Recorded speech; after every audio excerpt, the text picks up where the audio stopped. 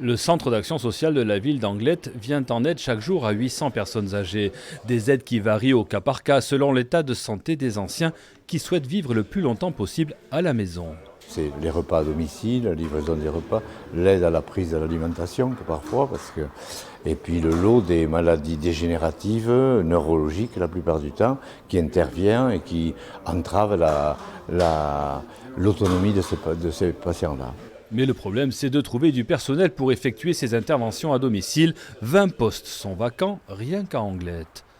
Tatiana se forme ici à la FEC de Bayonne depuis 2 mois. Une formation en alternance, une journée de théorie, 4 sur le terrain, auprès des familles aidées.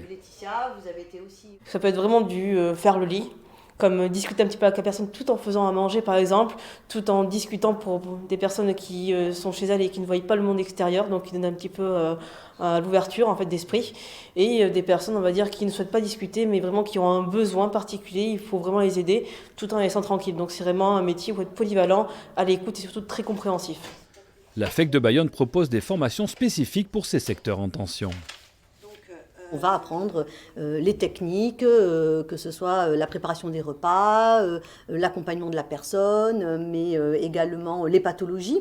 À chaque heure ou 2 heures, par mission, elles vont avoir des personnes très différentes et elles vont devoir s'adapter. Si ces métiers vous intéressent, la FEC de Bayonne vous ouvre ses portes les 20 et 21 mai prochains.